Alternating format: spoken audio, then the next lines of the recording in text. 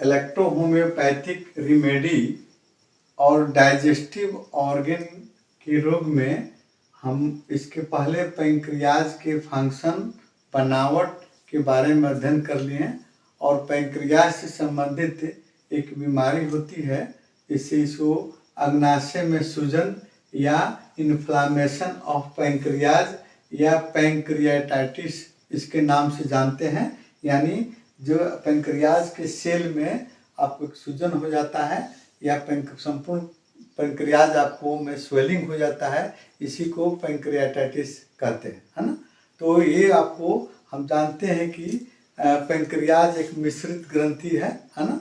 इसको पहले हम इसके पहले वाले वीडियो में बता दिए हैं। ये आपको डाइजेस्टिव जूस भी स्राव करता है और हार्मोन भी स्राव करता है।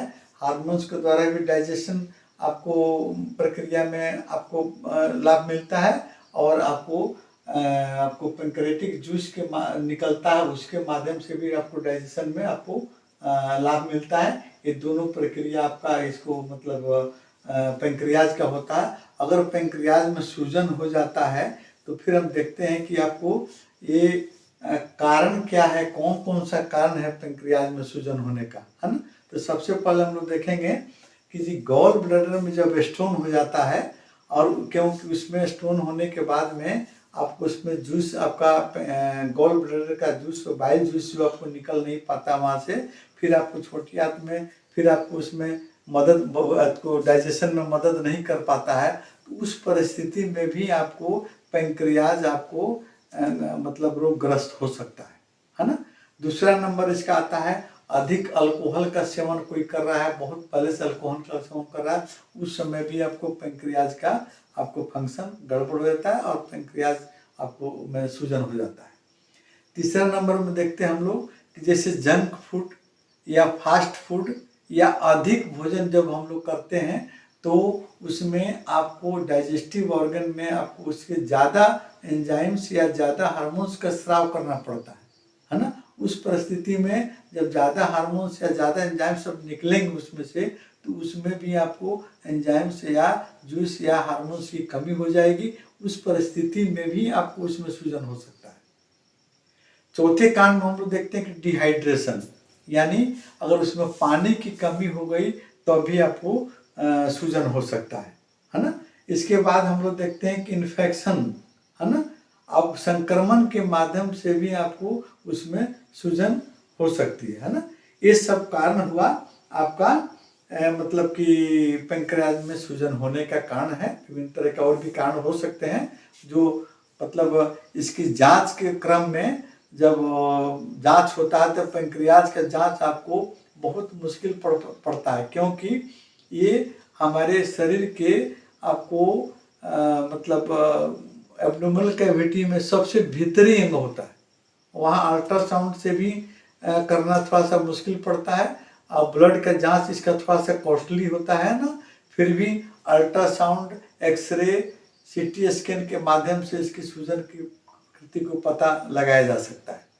अब इसमें लक्षण क्या क्या उत्पन्न होते हैं तो देखिए, जब पैंक्रियाज में सूजन होगा तो स्वाभाविक रूप से डाइजेशन प्रक्रिया गड़बड़ होगी, है ना। डाइजेशन क्रिया गड़बड़ होगी। इसमें से जो आपको पैंक्रेटिक डक्ट जो है वो आपको अवरुद्ध हो सकते हैं, है ना। जो beta cell, alpha cell, gamma cell वो भी आपको डैमेज हो सकते हैं। तो संपूर्ण पाचन क्रिया पर इसका प्रभाव पड़ेगा।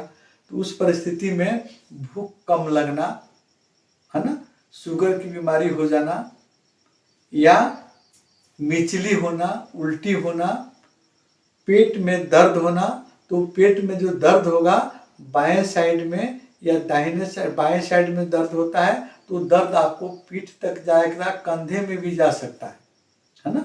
ये मतलब सिम्टम आएंगे आपको पैंक्रियाज के आपको मतलब क्रिया गड़बड़ होने में या पैंक्रियाज में सूजन में।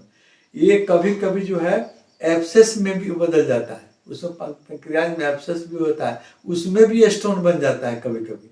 तो पैंक्रेटिक स्टोन भी होता है। हम लोग तो गॉल ब्लैडर स्टोन के बारे में सुने थे, किडनी के स्टोन के बारे में सुने थे, लेकिन पैंक्रियाज में भी आपको स्टोन फॉर्म कर जाता है, वो एब्सेस हो जाता है। लास्ट में कभी कभी पैंक्रेटिक आपको पैंक्रियाज कैंसर में भी कन्वर्ट हो जाता है ना। ये आपका पेंक्रियाज भी आपको उसी तरह का सबसे इम्पोर्टेंट डाइजेस्टिव ऑर्गन है ना। लीवर के बाद में दूसरी सबसे बड़ी ग्रंथि है, तो इसलिए पेंक्रियाज को भी हम हल्का में न लेंगे, है ना। उसकी विशेष जांच करेंगे। जैसे कभी कभी देखते होंगे आप कि पैंक्रियाटिक आपको पेंक्रियाज से जो हार्मोन्स निकलते हैं जो आपको ग्लूकोज को कंट्रोल करते हैं हमारे शरीर में, तो कभी कभी किसी आदमी को देखिएगा कि, है ना, खाना खाने के बाद में उसकी ग्लूकोज की मात्रा कम हो जाती है और खाली पेट में ग्लूकोज की मात्रा ज्यों की त्यों रहती है। ये भयंकर आपको एक सिम्टम है। और उसमें भी हम लोग उसके एंजाइम्स का जांच करवाते हैं कि आपको बीटा सेल द्वारा जो आपको इंसुलिन हार्मोन का स्राव होता है, क्या उसमें वो हार्मोन स्राव हो रहा है या नहीं हो रहा है। या कभी कभी इसके निकलने वाले जो आपको जूस हैं, है ना, पैंक्रेटिक जूस हैं, उसमें भी जो जूस की जांच हम लोग एंजाइम की जांच करवाते हैं, उसमें भी देखकर हम पता लगाते हैं कि हाँ भाई ये क्या कारण हो सकता है।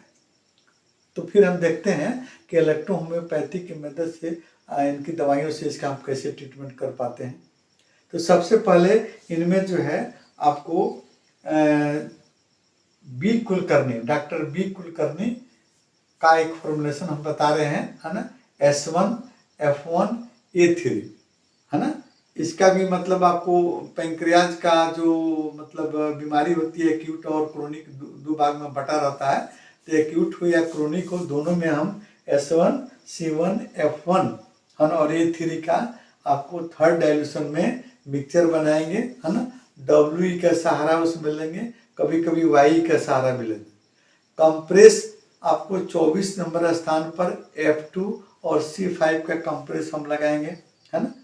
तीसरे नंबर में आपको ऑइंटमेंट भी आप लगा सकते हैं, या गैस्ट्रिक हाइपोकॉन्ड्रियल रीजन, है ना, या इसको हम कहेंगे आपको गैस्ट्रिक सिंपैथेटिक पॉइंट, है ना। मैटी साहब ने जो पॉइंट आपको नर्व का पॉइंट उन्होंने बताया था जिस पर एक्सटर्नल औषधियाँ बिजलियाँ काफ़ी कारगर सिद्ध हुई थी, उसमें आपको गैस्ट्रिक सिंपैथेटिक नर्व पर, है ना, C5F2 और Y का कंप्रेस, या RE और Y, है ना, RE और Y को लो पोलैरिटी के हिसाब से उस पर हम लगाएंगे, है ना। तो तुरंत उसका एक्शन आपको पेंक्रियाज के सेल टिश्यू पर होगा, है ना।